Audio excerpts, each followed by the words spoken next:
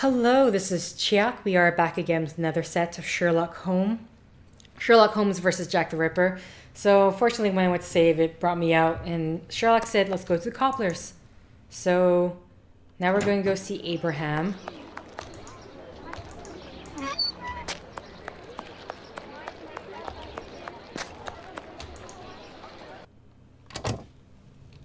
Hello. Walk around. Hello. Hello, Mr. Solomonovich. Ah, Mr. Holmes. How are things with you? I heard your cousin Abraham had a problem with his shop. What happened? If I didn't know you well, I would tell you that it's Jewish business that doesn't concern anyone but the Jews. But as you have a little bit to do with it, you have the right to know what is going on. Ah, would I have something to do with it? Someone had seen Abraham telling you something and making big gestures near the Imperial Club. A vicious rumor quickly spread, and it has caused him great injustice. A slanderous denunciation attracted the authorities' attention to my cousin's shop. Abraham must be in the process of answering their questions. I did, indeed, speak with your cousin the other night. I'm shocked at the consequences of this discussion. As I was saying, it's the story of the Jews. In the face of adversity, we are united, but amongst ourselves, it's like anywhere else. As soon as our people take a dislike to someone, for right or wrong, we can be without pity and quite cruel. This is all very worrying. Your cousin knows one, or rather two, of the men who were at the Imperial Club on the night of the Mitre Square murder. One of the two, a butcher in Aldgate named Joseph, is probably withholding information of the utmost importance. I must find this man. Perhaps you can help me. But there are dozens of Jewish butchers around Aldgate, half of which must be called Joseph. And you know, Mr. Holmes, we Jews prefer to remain in the background of this murderer business, this Jack the Ripper thing. All of London is pointing their fingers at us saying, it's a Jew who disemboweled these women. Our community is in great peril, you know. There was the business with Lipski and Leather Apron. I will see what I can do, but I don't promise anything. I'd be extremely grateful to you. Very well. We may meet again, Mr. Solomonovich. You are most welcome, Mr. Holmes. I've paced up and down Whitechapel enough. I should return to Baker Street in order to reflect on the new facts that I have discovered.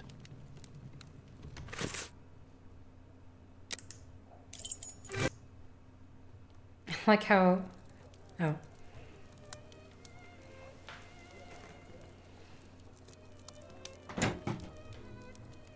Hello, Holmes.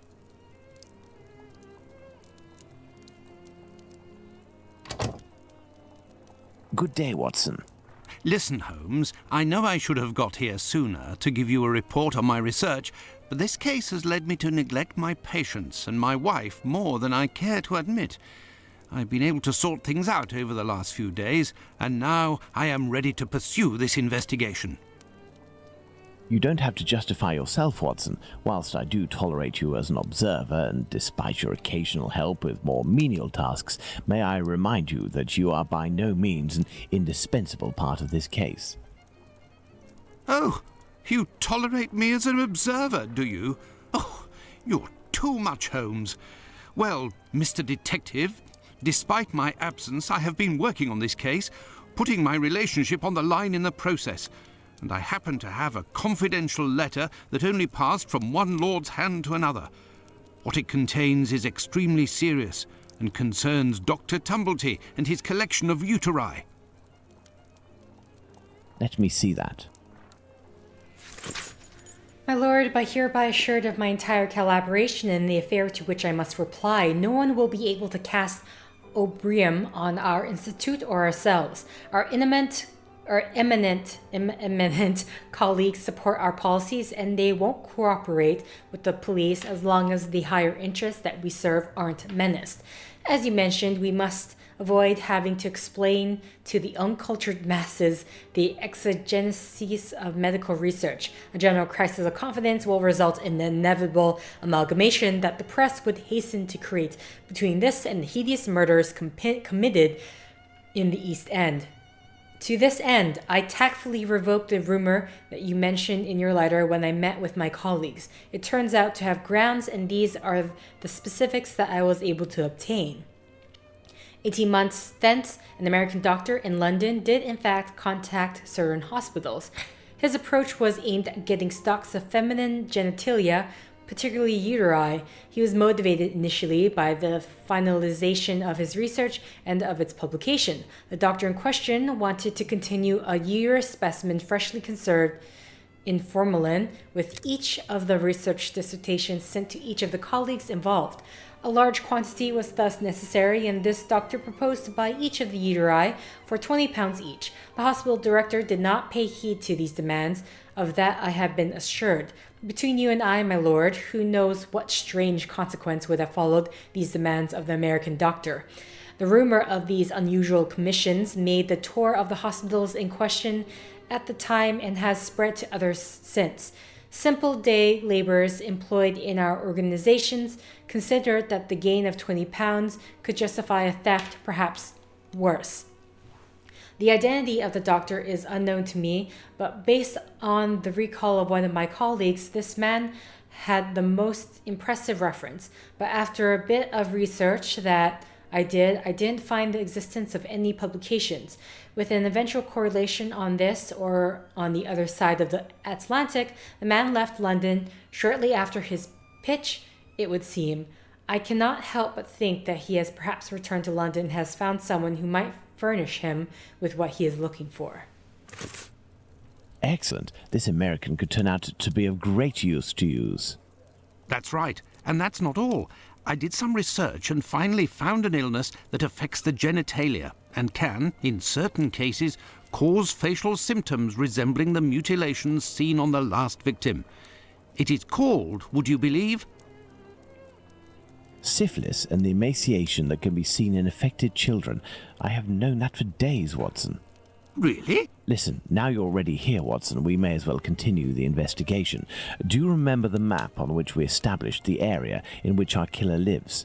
I think we should continue our study. Okay. Oh, sorry, map Well, is here. I discovered the case of another murder before that of Bucks Row. It happened in George Yard. We shall put it on the map in order to see if it corresponds to our area of research.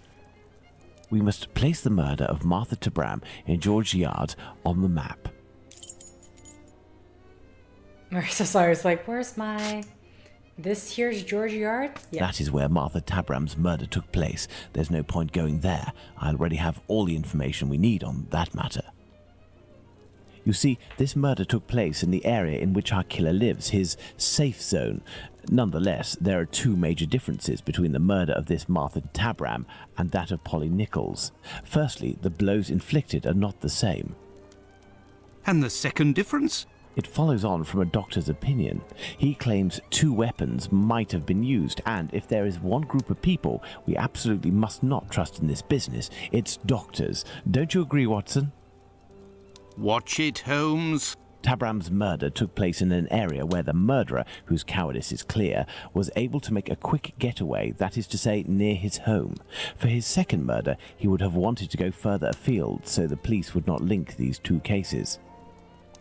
And as for the other murders, seeing the ineffectiveness of his last one, he headed in different directions to kill his victims while still staying in the vicinity and without going any further than necessary, and all the while planning his escape.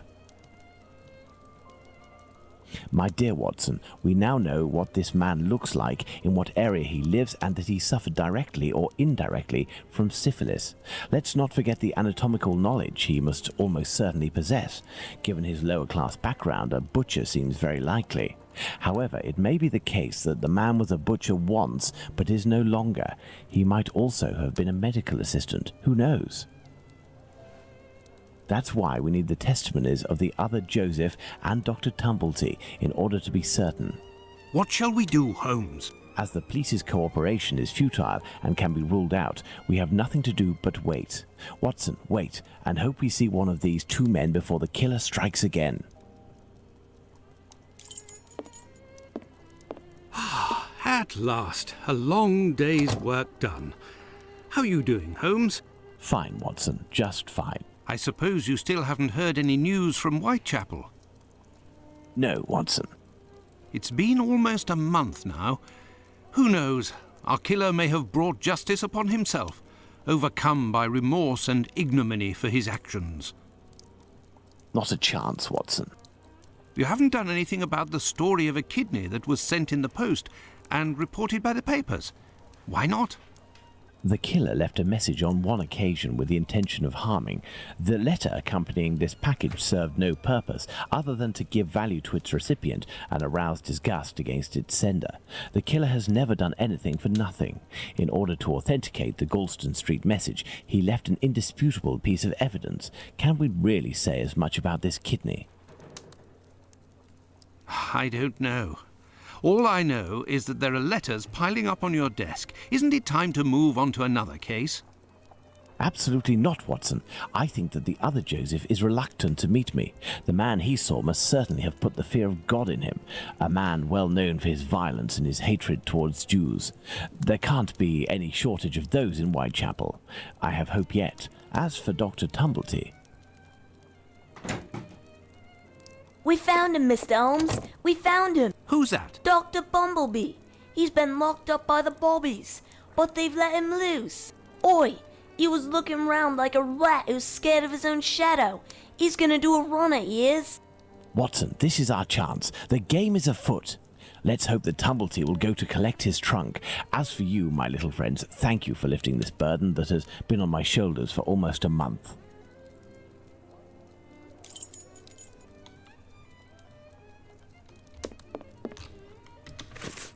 Okay. Going to your runner, so the boarding house. He is here. The doctor is here, up in his room. Peeking through my door, I saw him go up the stairs, and I think that he has a pistol. Regarding the trunk, did you do what I told you to? Yes, I jammed the lock and filled the trunk with stones. Should we call the police? Absolutely not. Go home, lock your doors, and if you hear a gunshot, shout as loudly as you can. Watson, we must disarm this man at all costs before attempting to confront him. Come, have your pistol at the ready and stay alert. Okay.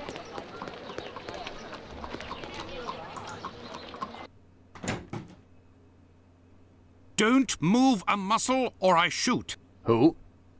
But what is going on? Bravo, Watson. I take back everything I ever said about your less than full involvement in our investigations. Listen, Mr. Policeman. I already told everything to your colleagues at the station, so...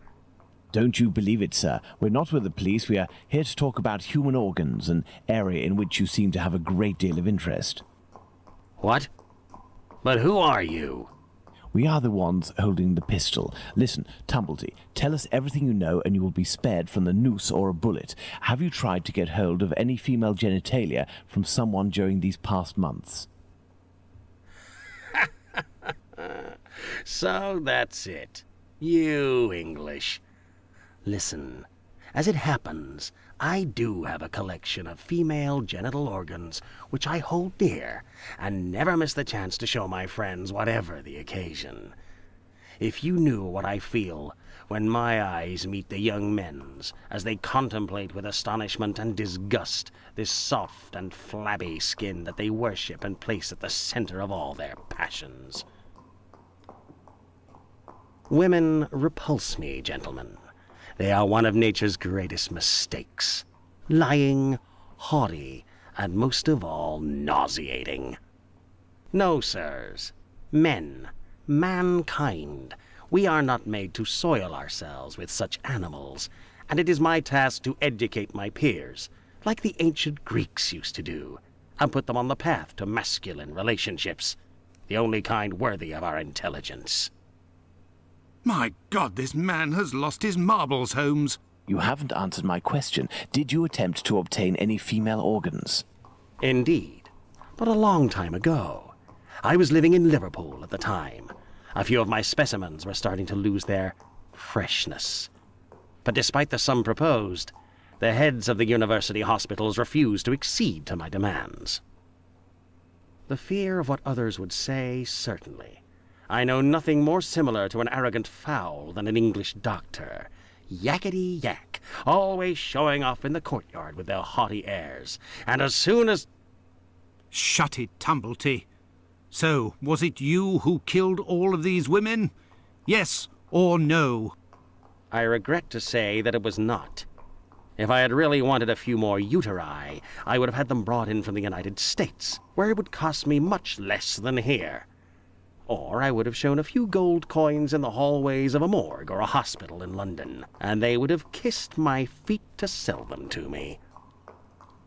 And not taken the least risk. But kidneys are all the latest, aren't they? I think that I could find one tomorrow for less than £1. In short, gentlemen, I do not know your killer, and I don't know why he's doing that. But if you come across him one day, please send him my friendship and my deepest respect. You've gone too far this time. Come, Watson, let's not get carried away now. Thank you for your assistance, Doctor. If I may offer some advice, you should leave England as soon as possible. Each day that you remain in this country is a risk that an intelligent man would not take. My pistol? Without that, it will be even more risky. Can we believe this man, Holmes? He can't be the murderer, and his story regarding the organs fits. But we can't afford to take the slightest risk. I will ask the Baker Street irregulars to follow him. Listen, lads, when Tumblety leaves here, follow him discreetly and come and tell me as early as possible tomorrow where he is currently residing. Understood? Understood, Captain. You are already ready, Holmes. What is going on? I have been waiting for you for at least an hour, Watson. It would appear that a new drama has unfolded. The youngsters came to give me this address, but I have some doubt as to the actual location we are going to. Let's try anyway. At worst, we may come across the Baker Street irregulars to put us in the right direction.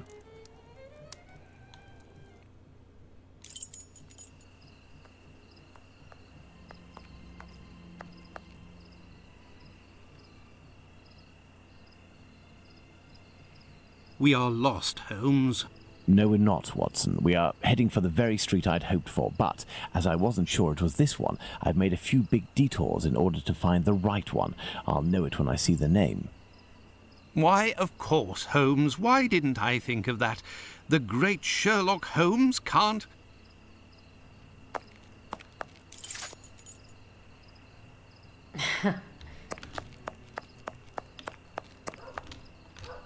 How are you, my friend? Are you not feeling well? No, My friend is a doctor. He can take care of you. don't go there. He came here and he... Now, Watson, take care of him.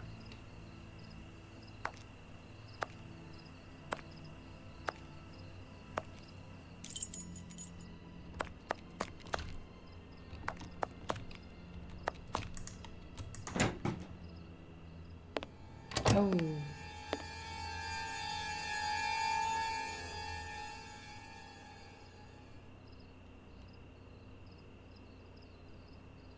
My God! What happened? Can't talk. Wait for the coppers. Are they coming? My eyes are crying. No. Go find them too, mister. I'll stay here and keep an eye out. Go! No, I must await my friend. Ah, here he is. Watson, are you there? How are you? Fine, Holmes, and you? What happened? Hello, sir. Where are we, Watson? In Whitechapel, Holmes. This must be Dorset Street. You don't seem very well. Do you need something? Indeed, Watson. Some clay, a great big piece of clay. I would ask for some wine, too, but as you know, I taste nothing but melodrama. What is over there? A trip from which you will never return, Watson. Trust me, don't go there. A trip? Behind this door? In this room? It's not strictly a door, it's more of a portal, a threshold, and what lies behind it is not the mortal realm, Watson. It is a place beyond time and space, the gift of a frantic artist who made use of his talent in order to grant us access to his world, Watson. Beyond that threshold is an abyss. Hell. The police won't take long to arrive, and the last thing I want is to waste precious time on them. Could you lead me out of this area and take me home? Okay. I was not expecting that. Or his Let's reaction. go to Baker Street. At all. Let's go to Baker Street. Oh, sorry. That's...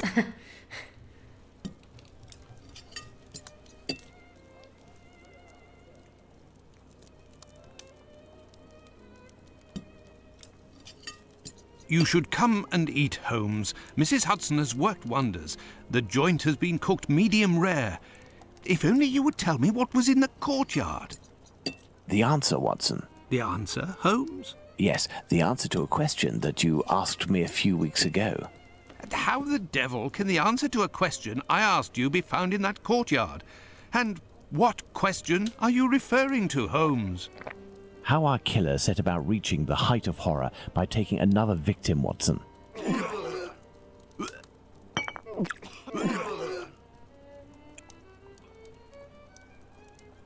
Did I not tell you that I wanted to avoid melodrama? Do you mean to say that... Yes, that's what was in that room. You helped towards the colour. All that's missing is the odour, but I shall let that pass. The mutilations almost all resulted in large removals of flesh. My photographic memory noted them all in great detail, the shape, size and location, and thanks to the softness of this clay and your medical knowledge, I believe we can attempt to determine what is missing from this lady. Don't you think we should wait for the medical examiner's opinion? Surely not, Watson. This massacre has gone on long enough. I can assure you that I will do everything in my power to get our hands on Jack the Ripper before this night is out. Okay. Watson, we shall reconstruct the body of this poor woman and inspect it in detail as well. Your help as a medical man will be invaluable. Holmes, I feel a bit unwell. Well, I understand. I will manage on my own. Her throat was slit just like the others. The wound is particularly deep.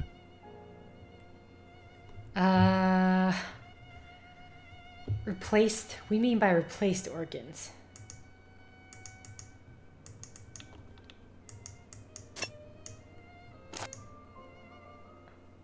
There were incisions in the rib cage as if to inspect the lungs. Okay. Oh. What is... Okay. That was the uterus. Oh, wait. The liver was neatly removed.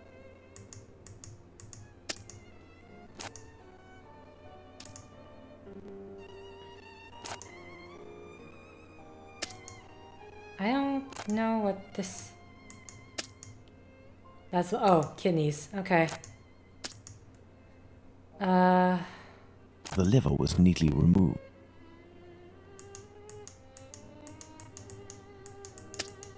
I don't know how I'm supposed to place that.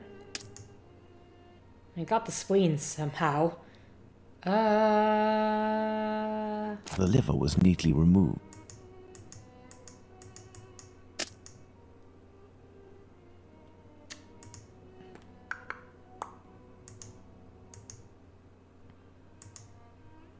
This is the heart. The liver was neatly removed.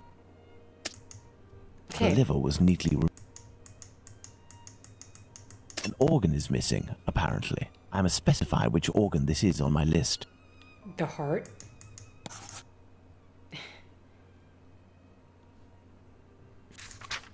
There we are, Watson. We have examined everything. The heart is the only thing missing. 2 uteri, a kidney, and now a heart.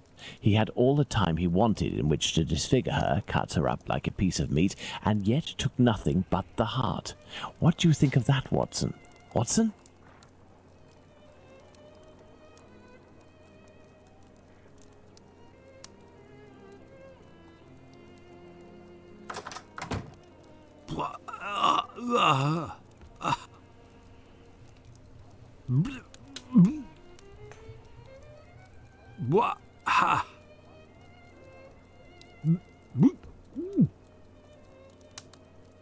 I dread to think how you'd react if you saw a corpse. I'm returning to Whitechapel, Watson, to Isaac's. If the heart tells you to come with me, if the heart tells you, a little wordplay there. Not the right time. Sherlock, not the right Let's time. go to the cobbler's. Cobblers. Let's go to the cobbler's. Yes, we're well aware. Beep, beep. Evening, Mr. Holmes. Good evening, Hardiman. Has Abraham Solomonovich still not reopened his shop? No, not that I know of. Have you heard anything about the latest murder? Certainly there is talk of nothing else. Poor girl. I hope they catch the bastard who did it. Who do you think that could be? A madman, that's for sure. Everyone in the area is pinning it on a Jew. But I don't believe that for a second. Why? Because Jews don't like blood, you see. They're not allowed to eat it, and they have to drain the meat before cooking it. It's true that they eat animals, but they are fanatical about all kinds of silly things. I don't know much about their rituals and all, but I know that a Jewish butcher can't just do whatever he pleases with his knife. He has strict kosher rules to follow. You seem to be very well informed. Well, I buy my meat from them too. My clients don't care whether the meat comes from Jews or not. Cats eat it regardless. And let me tell you, I'd go as far as to say that I may even have more faith in a Jew, because even if they don't eat all the offals, a Jew inspects them to see if the animal was in good health. Lungs, for the most part. And as they make up most of my cat's meat, you can see the connection, right? Jews are allowed to eat offals? Yes. They eat calves' kidneys, I think. How big is that? A calf's kidney? Ah, well, that depends if it's fresh or if it's been marinated in brine or cooked. When fresh, are they as big as a human kidney? They would be, yes. You know, Mr. Hardiman, it's lucky for both of us that the murder that took place in your mother's courtyard was only the Whitechapel killer's third. Had it been the first, I wouldn't be thanking you, as I'm doing now, for all of this important information. Goodbye and take care. If you say so. Right, farewell, Mr. Holmes. Let's go to the cobbler's. Okay.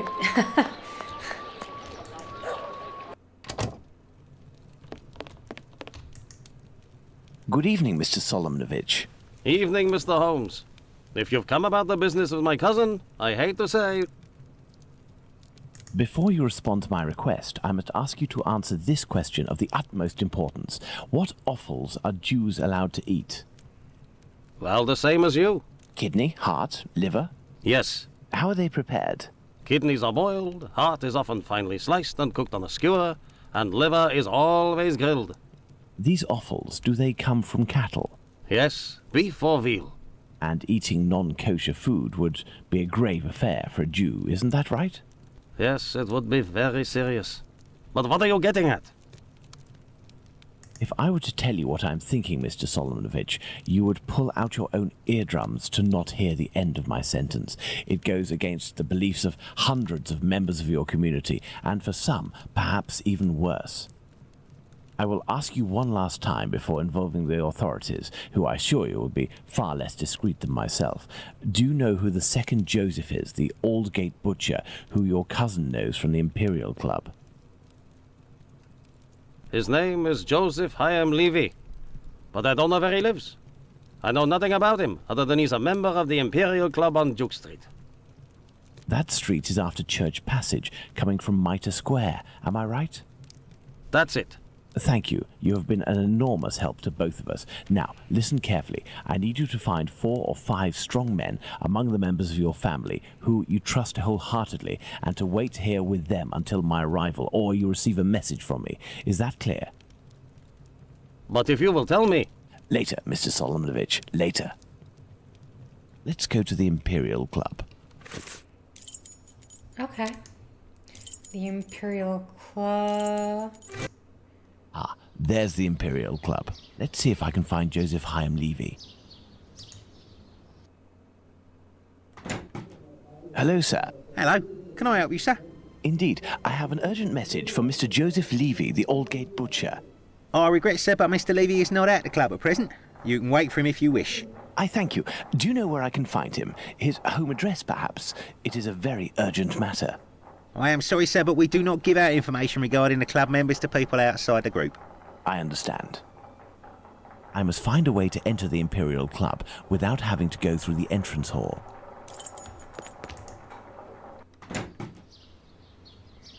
Okay.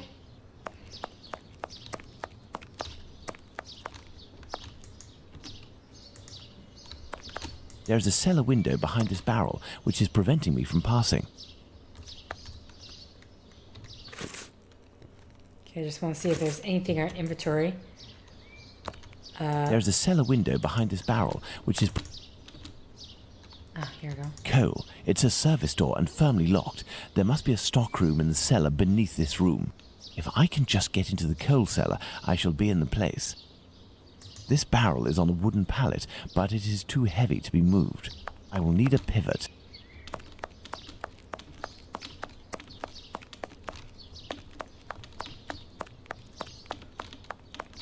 Okay.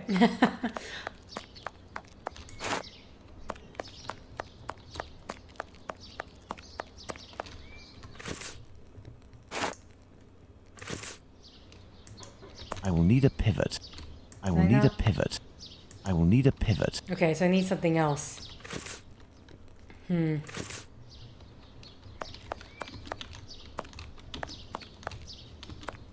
let's just... Nothing this way, right? Nothing of interest here. Okay, gotta make sure. Oh, there's this as well. Here we go.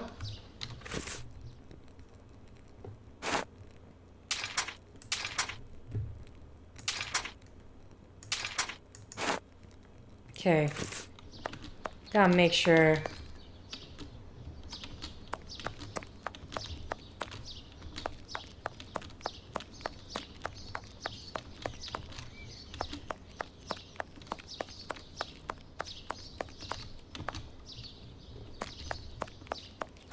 Okay, note to that.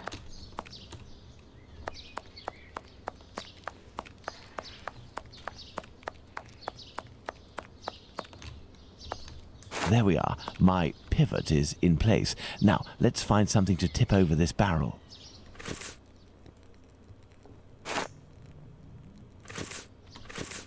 You see. I should be able to make it tip over.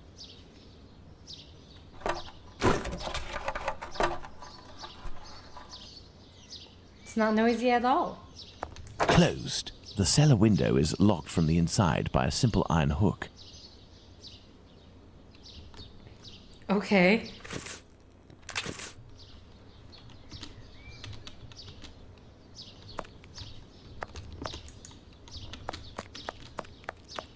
Was there anything in here, actually? I never actually investigated.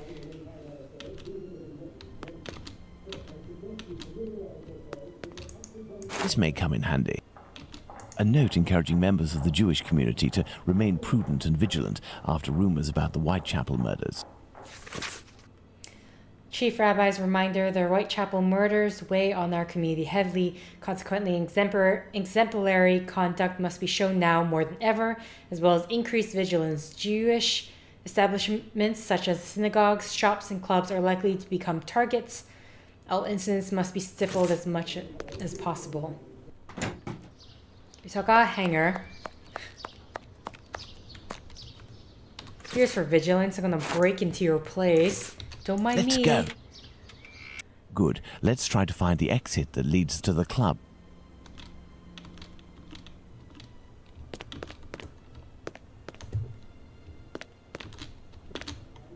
This may come in handy. Empty tin cans. Closed. Closed.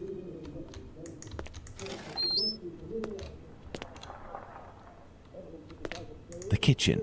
It's closed, and besides, I won't find what I'm looking for in there.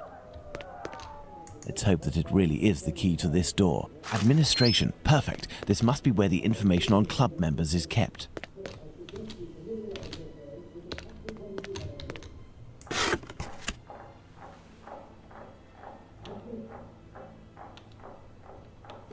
Some square metal tokens.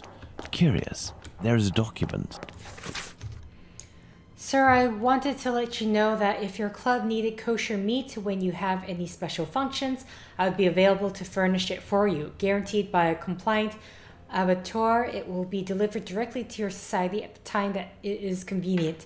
Reasonable prices. Do not hesitate to call upon my services. Jacob Levy refused on the advice of Joseph Chaim Levy. There must have been litigation between Joseph Chaim Levy and Jacob Levy. Sorry. This must be the club's safe. What I'm looking for is probably inside. I need something. A page from an old Yiddish-English dictionary. Court's proceedings. Curious. Okay. You know what? I'm going to end the set here. I'm starting to lose my voice. So I'll just have to try to remember to go through this. So either way, thank you for liking if you like. Thank you for commenting if you commented. Thank you for subscribing if you subscribed. Thank you for favoriting if you favorited. Thank you for simply clicking on this video. Until next time, guys. See ya!